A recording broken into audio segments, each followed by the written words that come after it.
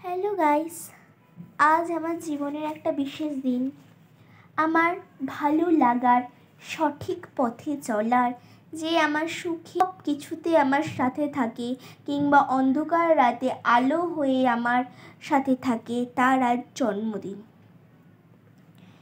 সে শুধু আমারই নয়, সে আমার পরিবারের সবার খেয়াল রাখে। কিন্তু তার কাছে পরিবার মানে এই চার দেয়ালের ভেতরে কটা মানুষ নয়, এই বিশ্বের সবাই। তাই সে সব লোকেদের সাহায্য করার চেষ্টা করে। তার যতটা ক্ষমতা, সে ততটা ক্ষমতা দিয়েই তাদেরকে সাহায্য করার চেষ্টা করে।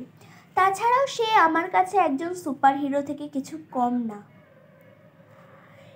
সে আমাকে ছোটবেলা থেকে আগলে রেখেছে ও আমার প্রত্যেকটা মুহূর্ত তাকে নিয়েই জড়িত। সে আর কেউ নয়, সে আমার পাপা। আমার পাপাই আমার জীবনের সব কিছু।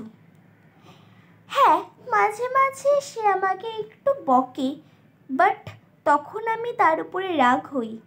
কিন্তু আমি পরে বুঝি যে সে আমাকে আসলে ভালোর জন্যই বকেছে, খারাপ জন্য না। আমার পাপার ডেফিনেশন এর কোনো সীমা নেই।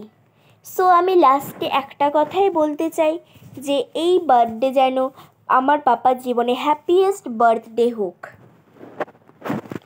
এরপরে আমার পাপা অফিসে কাজ করে বলে যে আমাকে একটুকু সময় দেয় না বা আমার সাথে কিছু খেলাধুলা করে না, এটা কিন্তু না। আমার বাবা আমাকে যথাসাধ্য অফিস থেকে এসেও মাঝে মাঝে যখন যেই পড়া আমি বুঝতে পারি না সেই পড়াও বুঝিয়ে দেয়। তারপরে মাঝে মাঝে আমাকে বলে এটা তোর হচ্ছে না। আমি তো নাচ শিখি, গান শিখি, সো মাঝে মাঝে আমাকে বলে এটা তোর হচ্ছে না, এটা অন্যভাবে হবে। মাঝে মাঝে আমাকে বুঝিয়ে দেয়। বাবা যখন টাইম পায় তখন আমাকে এরকমভাবে বুঝিয়ে দেয়।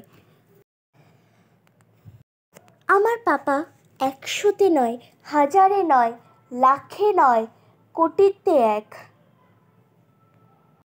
আমার পাপার মতো পাপা খুঁজে পাওয়া বহুত কঠিন, সেটা আমার মনে হয়। আমার পাপা একটু আগেই বললাম আমার জন্য সুপার হিরো কোটিতেই এক হয় না। দেন আমার পাপার সম্পর্কে আর কিছু বলার থাকলে তো রাত কেটে দিন চলে আসবে, কিন্তু আমার বলা আর শেষ হবে না। তাই জন্য আমি আর একটা কথাই বলতে চাই যে রাত কেটে দিন আসে, দিন কেটে রাত আসে। সবাই শুভ দিনের জন্য অপেক্ষা করে, বাট আমি অপেক্ষা করি আমার বাবার বার্থডে জন্য। So happy birthday papa, I love you very very much. আমি ভগবানের কাছে এই প্রার্থনাই করি তুমি যেন একটা ভালো, খুব সুস্থ জীবন পাও, ভালো থাকো এবং আমাকে যেভাবে ভালোবাসে সেভাবেই ভালোবেসে যাও।